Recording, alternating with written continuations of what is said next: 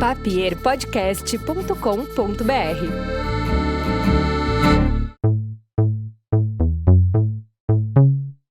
Okay.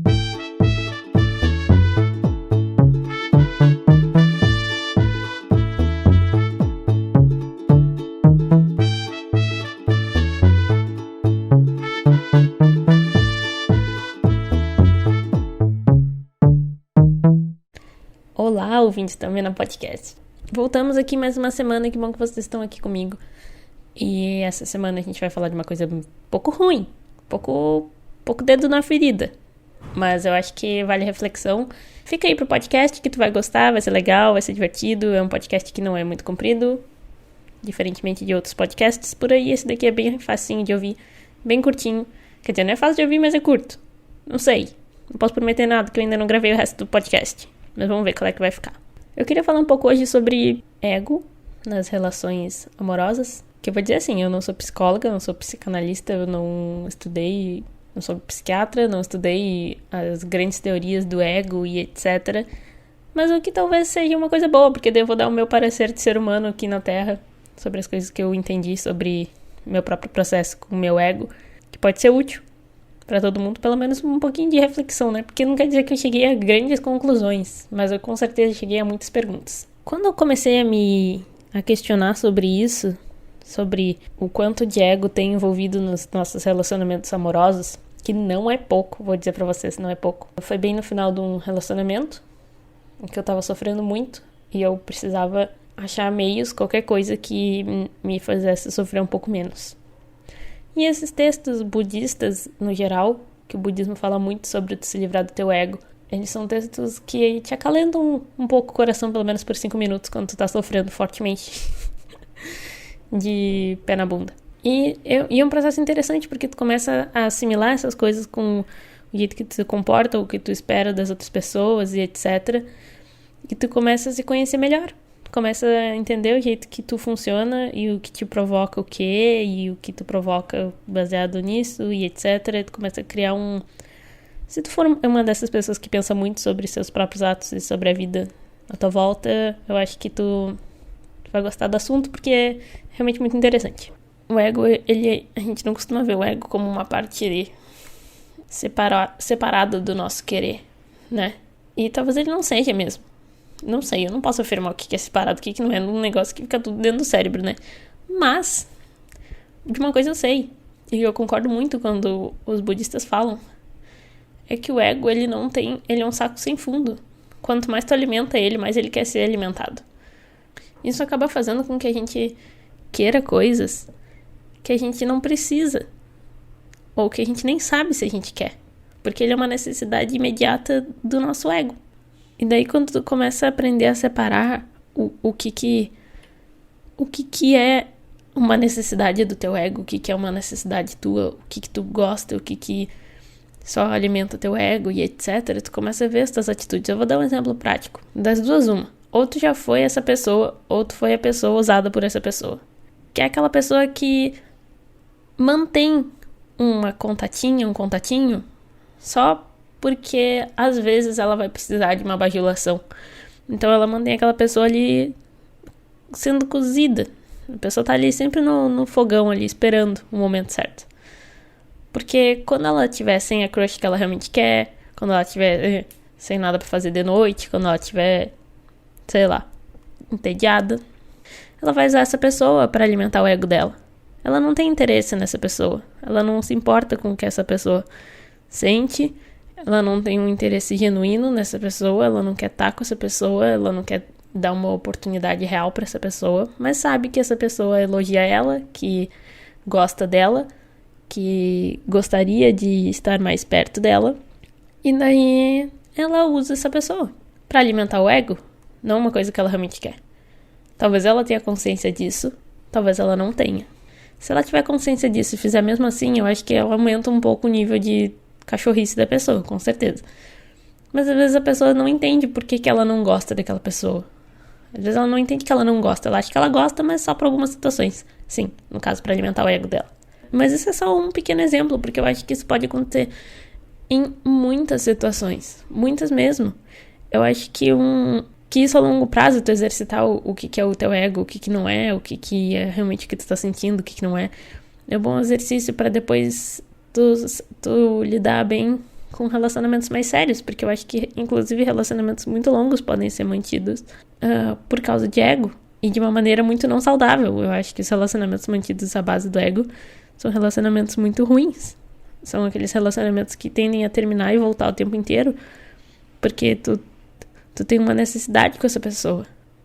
Ela te dá uma coisa que tu precisa para se manter alimentado, para alimentar essa fonte que nunca vai se sentir saciada. Essa pode ser uma pessoa que faz tu se sentir bem consigo mesma, na medida do...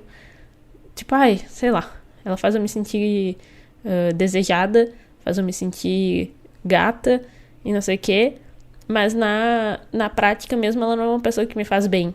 A companhia dela não necessariamente me faz bem, ou eu não faço bem pra ela, ou a gente não se gosta exatamente.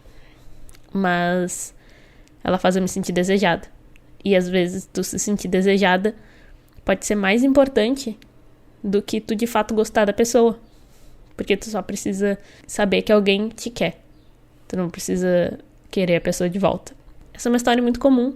Eu acho que toda a linha do tempo amorosa da vida de uma pessoa pode ser baseada no ego, assim.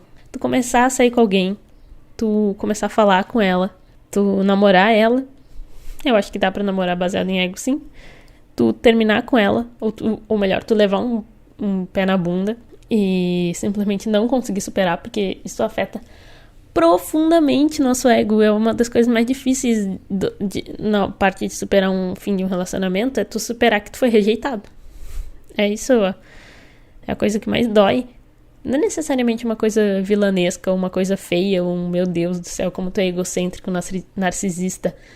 Eu acho que faz parte, né? A gente não aprende a lidar com essa parte de nós, e enquanto tu não aprender a lidar com essa parte, vai ser um problema, né? Não tem o que fazer. Sim, é muito ruim tu levar um pé na bunda, dói pra caralho, e tu aprender a ver que isso não é pessoal. Eu gosto muito de um exemplo que eu li nesses textos budistas que tentava explicar o ego de uma maneira mais ou menos assim. Dizer pra tu imaginar que tu tá deitado num barco, uma lagoinha assim, rasinha, sem muitas ondas, e tu tá deitado num barquinho, dormindo, quase dormindo, assim, naquele ponto que tu tá, assim, quase, só relaxado, assim. E um outro barco bate em ti, te acorda, quase te derruba. Daí tu levanta putaça da vida, pronta pra xingar esse irresponsável que bateu no teu barco. Do que tu tá pensando que é pra bater no meu barco? Seu pipipipopopó, e aí vai. Só que daí quando tu levanta e vai olhar quem bateu no teu barco, era um barco vazio, que bateu em ti porque, sei lá, porque o vento levou ele até o teu barco e daí bateu. E imediatamente a tua raiva some, porque não faz mais sentido a raiva. A raiva só fazia sentido quando era outra pessoa, porque essa pessoa teria afetado o teu ego. Ela teria afetado a tua dignidade, essa pessoa que é a tua representação, sabe? É a tua não sei nem dizer. Ela é a tua dignidade, ela é essa coisa que tu acha que é tu. Essa coisa que faz tu se ofender com as coisas que acontecem contigo. Tipo, tomar um pé na bunda. E eu acho que faz todo sentido. E daí, tipo, continuando nesse papo da linha do tempo amorosa, pode ser que tu tome um pé na bunda, pode ser que tu dê um pé na bunda e depois se sinta mal. Isso, inclusive, pode acontecer e acontece com bastante frequência. Tu dispensar a pessoa, daí quando tu vê que ela já tá com outra pessoa, ou que ela tá vivendo a vida dela, tu se sente ferido por ela não tá mais sofrendo a tua falta. Tu ficar como assim que ela não vai ficar sofrendo um tempão que eu dei um chute na bunda dela. Tanto é que quando a gente termina um relacionamento, e eu acho que daí vale pros dois lados, a gente se sente muito melhor quando a gente sabe que a outra pessoa também tá sofrendo. E eu também não acho que isso seja nada vilanesco ou desgraçado da parte da pessoa. Eu acho que é um sentimento bem, bem recorrente, bem natural. Tu se sente melhor quando tu vê que a outra pessoa tá sofrendo também, porque tu tá sofrendo e tu quer que ela sofra. Agora, se tu não tá sofrendo e quer que ela sofra, daí realmente é um pouco desgraçado da tua parte, sim. Mas é claro que no mundo ideal, ninguém desejaria que o outro sinta, né? É que eu não quero que vocês fiquem se sentindo culpados também por sentir essas coisas, porque eu acho que, como a gente já conversou aqui, a culpa não é muito útil, né? Tu se sentir culpado por, sei lá, pelo ego, ou pelas situações em que o teu ego fica mais aflorado, não vai necessariamente te fazer aprender a lidar com isso ou evitar esse sentimento. Não faça. O máximo que acontece é que tu vai ficar culpado e ferido, né? Culpado e com o ego ferido. Eu acho que a gente tem que ser responsável pelas coisas que a gente faz, pelas coisas que a gente sente. A gente é sempre responsável, né? Não tem como fugir da responsabilidade. O máximo que tu pode fazer é não lidar com a tua responsabilidade, né? Mas eu acho que, tipo, por exemplo, digamos que tu é essa pessoa aí que fica chamando a contatinha lá toda vez que se sente meio sozinha e chama aquela pessoa que sempre te dá moral, mas que tu sabe que nunca vai a lugar nenhum porque tu não tá afim de ficar com ela, tu não tá afim de namorar ela ou sei lá. Pode ser até que vocês fiquem de vez em quando, mas não tá afim de namorar ela, nunca vai namorar. Mas tu também não fala isso pra ela e tu meio que aproveita, porque ela sempre te dá moral mesmo, então por que tu não vai aproveitar, né? Isso é responsabilidade tua. Eu também acho que é responsabilidade da outra pessoa, porque num nível um pouco mais estratégico da vida, assim, se eu estivesse falando com essa outra pessoa, eu ia dizer, tu tem que parar, tu não pode deixar essa pessoa fazer isso contigo. Então sim, eu acho que essa pessoa que sempre te responde quando tu chama, não deveria deixar tu fazer isso, ela deveria mandar tu se fuder e cuidar melhor dela mesma. Mas é responsabilidade das duas pessoas, e a pessoa que tá nessa situação de poder, que é a pessoa que sabe que a outra tá mais vulnerável, que ela vai aceitar falar contigo, ficar contigo, etc. Essa pessoa tem que ser responsável, sim, pelo que ela faz. Não importa se é o teu ego ou sei lá. Eu acho que tudo que sai da gente é responsabilidade nossa. E quando eu digo responsabilidade, eu quero dizer responsabilidade. Não quero dizer culpa, não quero dizer que é uma coisa horrível ou até mesmo controlável. Eu sei que tem coisa que é muito difícil da gente controlar. E mesmo quando é difícil da gente controlar, ainda é responsabilidade nossa. Não tem o que fazer. Eu sei, porque eu passo por coisas assim também, óbvio. A minha dificuldade maior, na verdade, é que eu tenho dificuldade, por exemplo, de falar com as pessoas. Tenho dificuldade de ser 100% honesta com as pessoas, porque eu tenho medo da reação delas. Não é por maldade, eu não faço nada muito mal. Mas, tipo, se eu tenho alguma coisa que eu preciso contar pra alguém, por exemplo, eu não consigo. Eu sofro muito pra conseguir contar. Justamente porque eu tenho medo de desagradar os outros. E eu sei que isso é responsabilidade minha. Que qualquer coisa que eu fizer nessa situação é responsabilidade minha, sabe? Não tem necessariamente a ver com ego, mas eu tô falando mais dessa coisa de responsabilidade dos nossos atos. E eu acho que fica mais tu exercitar isso. Tipo, hoje em dia eu já consigo enxergar muito melhor. Eu comecei a enxergar muito melhor um tempo atrás. Eu já falei isso aqui, na verdade, porque uma vez a minha psicóloga disse que eu era controladora com as minhas crushes da época. Porque elas não faziam o que eu queria que elas fizessem. Eu não obrigava elas a fazer, eu não falava nada. Tipo, eu sofria porque elas não me respondiam na hora, ou porque, enfim, porque eu tinha toda uma idealização na minha cabeça do que deveria acontecer e não acontecia.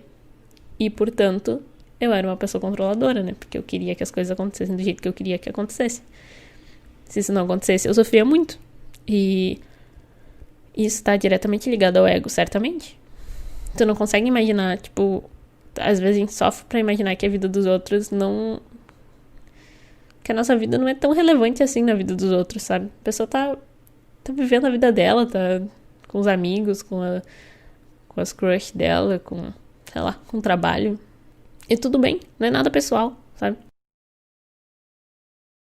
Daí quando vai ficando mais sério e tu vai se envolvendo com a pessoa mais seriamente, eu também acho que é importante tu saber distinguir, tu saber separar a parte que é amor e a parte que é satisfação com o teu próprio ego, assim, do relacionamento. Pode acontecer o seguinte, se tu não tem uma grande visão do que é o teu amor pela pessoa, se tu não consegue enxergar isso nitidamente, tu corre o risco de confundir tudo. Confundir paixão com amor, com satisfação de se sentir desejada. E daí, se tu começa a misturar tudo, pode dar umas merdas, assim, umas confusão.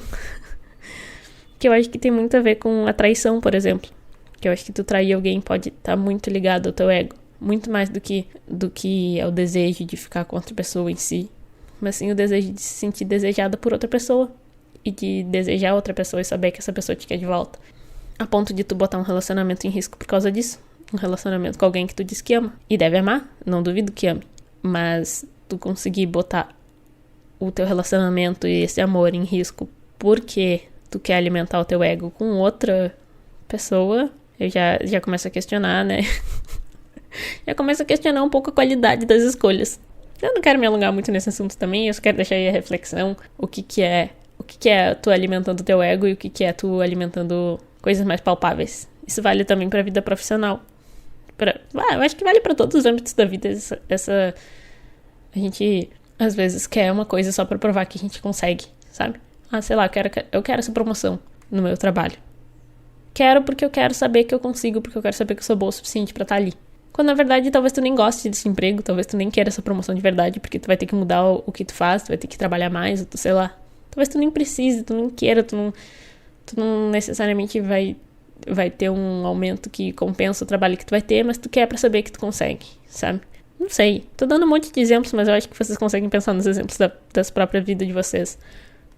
Porque é isso, porque isso acontece direto. E a gente não questiona, e a gente não pensa sobre quantos dos nossos atos são completamente burramente guiados pelo ego. É isso, acabou o nosso papo, era isso que eu tinha pra dizer pra vocês. Me segue no Instagram, @ferne.reis, me procura no YouTube, canal Amena, no Instagram também, tem o Instagram do canal Amena, se vocês quiserem. Mas não posto muita coisa lá, então é melhor vocês me seguirem no meu pessoal mesmo, que lá eu posto tudo que acontece. É isso, obrigada, até a próxima semana. Muito obrigada pela companhia, por favor me mandem feedback no meu Instagram. E me mandem sugestões de pauta, porque eu já tô ficando sem assunto. E é isso aí.